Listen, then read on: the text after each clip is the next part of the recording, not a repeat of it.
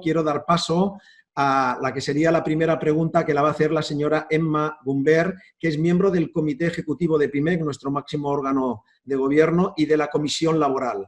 Por tanto, Emma, si tienes a bien, puedes realizar la primera pregunta a la ministra. Sí, hola, buenos días, ministra. A juntarme y sumarme a los agradecimientos del presidente y del secretario general. Como decía bien el secretario general, nosotros tenemos una comisión de laboral donde nos agrupamos los profesionales del derecho laboral, que evidentemente estos días con tantos reales decretos y con tantas situaciones pues nos han salido muchísimas dudas y muchas inseguridades jurídicas y entre nosotros mismos y respecto de nuestros clientes, ¿no? Porque las situaciones prácticas pues muchas veces superan aquello que se ha podido prever en un Real Decreto. Pero enlazando mucho la pregunta que quería trasladar, enlaza mucho con la exposición que nos has podido hacer al principio, ¿no? Nos estamos ya dando cuenta, ya no viendo lo que nos está pasando, sino lo que nos tenemos que enfrentar ya en los próximos meses, que esta situación de crisis va a ir más allá de la situación del estado de alarma. Las empresas tienen que tomar medidas laborales para los próximos meses. Recuperando también la experiencia que muchos de nosotros ya tuvimos con la crisis del 2008, recordamos muchos que la ventaja que supuso el ERTE respecto de las decisiones de despido fue porque en ese momento el gobierno tomó una serie de decisiones que fue dar medidas extraordinarias a los ERTEs en el sentido de recuperación de prestaciones para los trabajadores y bonificación de cuotas a la seguridad social. En los actuales reales decretos esto solo está previsto para situaciones de ERTEs de fuerza mayor y lo que va a venir a partir de ahora ya no van a ser ERTEs de fuerza mayor, incluso ahora ya hay muchos que no son ERTEs de fuerza mayor y no gozan de estas medidas extraordinarias, las cuales no las ponen en buena posición como una medida para evitar los despidos, que es lo que todos querríamos. Luego, nuestra pregunta iba muy enlazada en esto de si se van a prever medidas extraordinarias para estos expedientes de regulación de empleo temporal para poder evitar las situaciones de despido. Gracias, Emma. ¿Se me escucha, verdad? Sí, sí. Ya, perdón, vale. Ahora dudé porque ya no sé si activo bien esto. Gracias, Emma. Un placer saludarte y, desde luego, ya he hecho mucho de menos mi profesión, ejercer en ella, que es lo que más me gusta en la vida. Por tanto, os mando un saludo cariñoso porque soy consciente que muchísimos profesionales me hacen llegar, incluso pues personas muy cercanas a mí, me dicen efectivamente que estamos produciendo tantas normas que es muy difícil y alguna norma, una ley ómnibus que es muy complejo técnicamente hacer seguimiento. Por tanto, mi consideración a esta reflexión. Bueno, Emma, vamos a ver, quiero aprovechar esta pregunta para también hacer pedagogía, porque está habiendo afirmaciones, no en Cataluña, pero en otros lugares de España, respecto del instrumento legislativo de los ERTEs, ¿de acuerdo? Y yo quiero ya aprovechar para señalar que sabéis que los ERTEs es un mecanismo que propicia el gobierno de Rodríguez Zapatero en la Ley 35/2010, también como una previsión, ¿no?, ante una salida de crisis financiera. Pero es cierto que lo que hemos hecho ahora, Emma, es muy excepcional. Es decir, y esto es un poco lo que ha cambiado y lo que ha saludado la propia Unión. Y es que, fíjate, por primera vez, o sea, lo que hacía Zapatero incorpora, ¿no?, el ERTE con la reducción de jornada o la suspensión, esto lo mantenemos, pero nosotros lo que hemos hecho ahora, efectivamente vinculado a la causa de fuerza mayor, en la que entendíamos que desde la pandemia hasta ahora mismo y más allá, ahora vamos a hablar de esto, vamos a estar, pues obviamente hicimos varias cosas. La primera es que hemos dicho, primero, le vamos a dar prestación contributiva de desempleo, no subsidio, a todos los trabajadores afectos al ERTE, tengan o no requisitos de carencia. Esto es una novedad extraordinaria, tengan o no requisitos de carencia. Quiero ponerlo en valor porque me parece que somos de los pocos países que lo estamos haciendo y no se había hecho nunca en nuestro país. Es decir, hemos dicho, tenemos unas enormes dificultades estructurales de contratos temporales que no os voy a señalar porque los conocemos muy fuertes y, por tanto, las personas que estén afectadas al ERTE, hayan o no cotizado, tengan o no cumplimiento de los requisitos, lo vamos a dar. Y dos, hemos puesto el contador a cero. En el caso de las medidas de la Ley 35/2010, en aquel momento Zapatero daba una parte de la recuperación, pero nosotros lo que hacemos es, con integridad les vamos a reponer todos y cada uno de los días que estén consumiendo a día de hoy. No hace falta que os diga que estos son cantidades ingentes de recursos públicos con prestaciones que, además, al no ser subsidios, pues tienen cierto impacto económico. A la cuestión que formulas, que es muy interesante, Emma, es ¿qué va a pasar a partir de ahora? Bueno, tú dabas una parte de la respuesta y es que ya las grandes empresas, y aquí quiero diferenciar que las grandes empresas ya, por lo menos en la Dirección General de Trabajo, en la autoridad estatal, nos están ya entrando ERTES con causa productiva.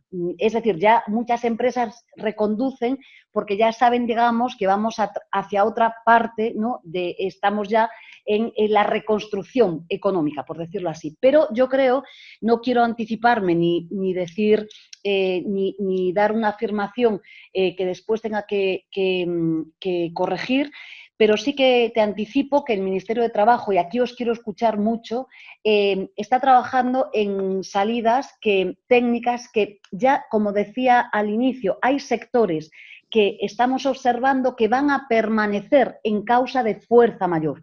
Por tanto, es cierto que los ERTES a día de hoy, tal y como dispone en principio en origen el artículo 28 del 820, pero los subsiguientes que señalan que hasta el tiempo del COVID, cuando pase el estado de alarma, es decir, después de que el presidente del Gobierno levante, ¿no?, estas condiciones de absoluta excepcionalidad, desde luego el Ministerio trabaja en que esos sectores que permanezcan, que parece que tenemos identificados cuáles son, en situación de fuerza mayor, desde luego deben de continuar. Pero quiero ser prudente porque esto tenemos que trabajarlo bien y tiene que ser debatido en el Gobierno, como no puede ser de otra manera. Pero que sepas que tenemos esa inquietud. Me he molestado al principio en ya barajar con datos que tenemos cuáles son esos sectores, ¿no?, que vemos que pesan por sí mismos y que tienen enormes dificultades.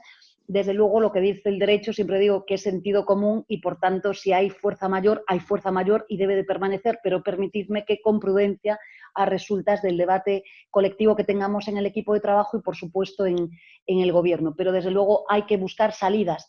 Porque efectivamente, y aquí son pocas empresas las que hacen uso abusivo, ¿no?, de los ERTES, pero hay empresas grandes que a lo mejor no tienen que acogerse a una fuerza mayor porque tienen capacidad y, desde luego, sí que nos consta que hay pequeñas empresas que igual necesitan que sigamos amortiguando socialmente, como tú bien decías y muy conocedora de los ERTES. Desde luego, los ERTES sirven para no destruir empleo, por tanto, son claves.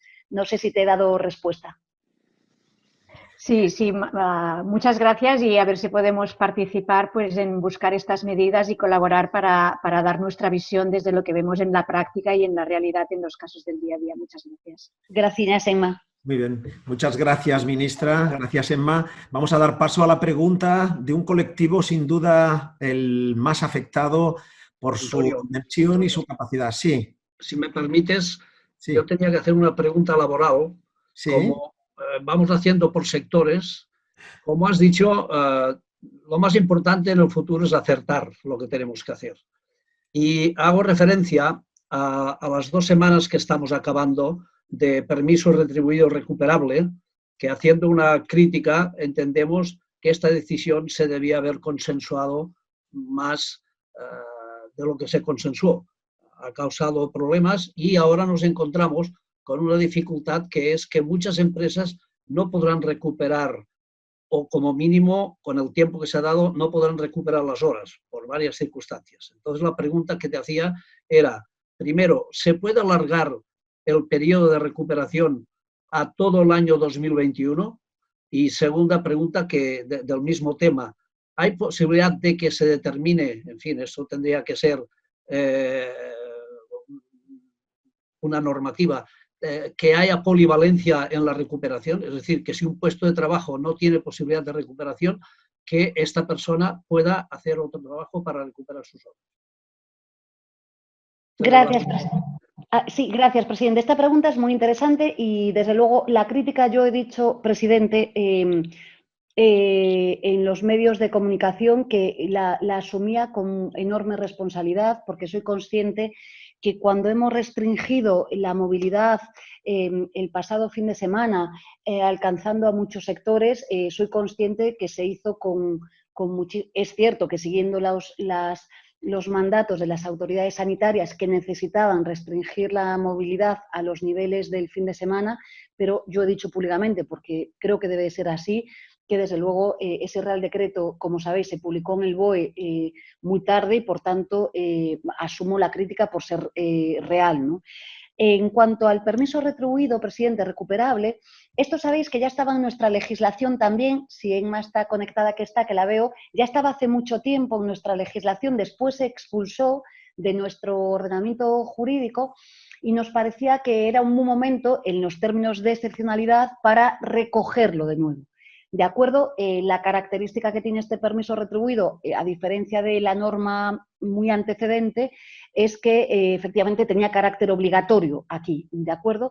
Pero aquí, presidente, lo que hemos hecho, y sí fue dialogada esta norma, aunque es cierto que, o sea, los sindicatos la compartieron totalmente, quiero ponerlo en valor, es cierto que las patronales COE, CEPIME no la compartían porque entendían, querían que el Estado abonase los salarios de estos trabajadores, pero sí hubo diálogo social con ellos en esta cuestión, por decirlo así, ¿de acuerdo? Pero, como digo siempre, el diálogo social culmina con acuerdo sin acuerdo, y aquí los sindicatos lo compartieron.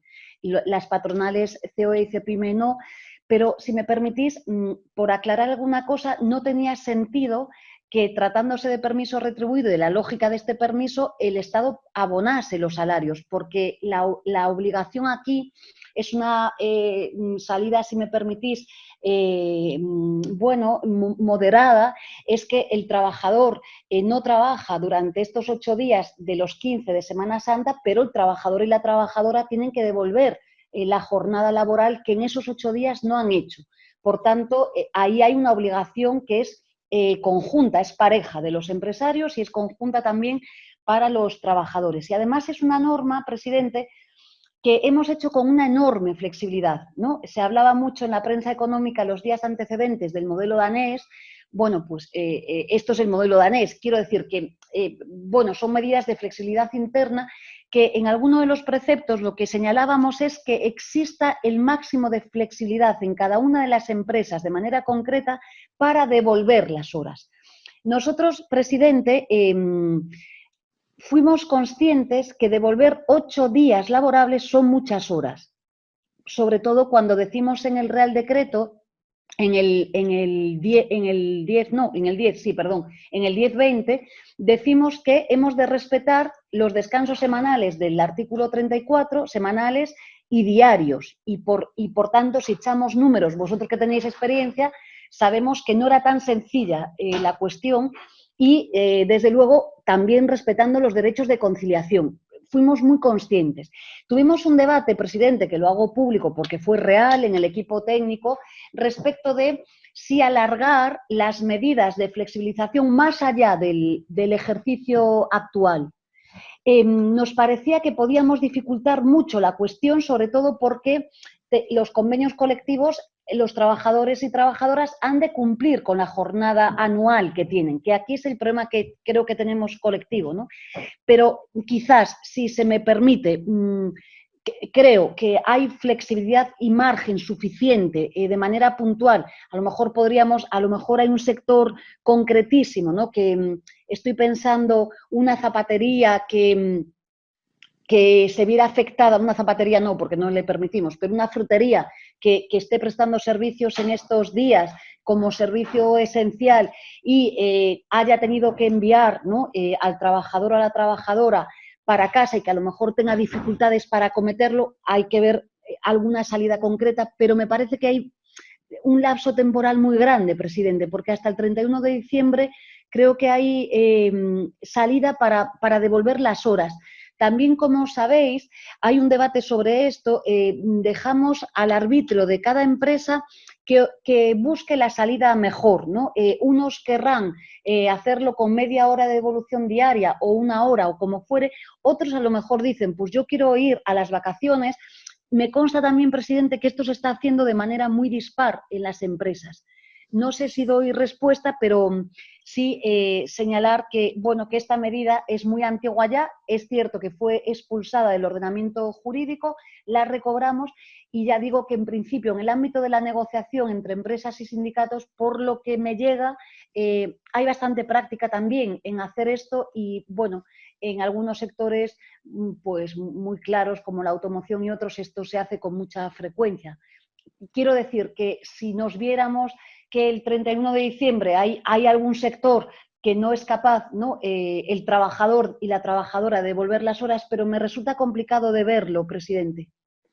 Bueno, dentro de esta flexibilidad, ministra, yo no sé si se podría normalizar esta flexibilidad, porque si no queda a interpretación de los trabajadores y la empresa.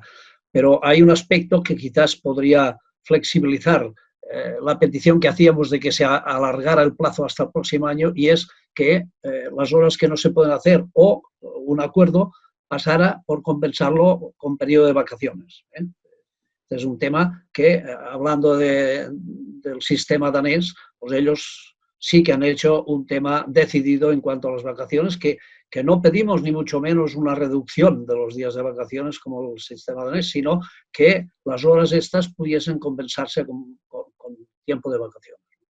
Presidenta, noto esta petición concreta que ya digo fue objeto de debate en el equipo técnico y como tendré mesa de diálogo con los interlocutores sociales, desde luego lo someto a consideración y os lo hago llegar sin lugar a dudas. Muchas gracias.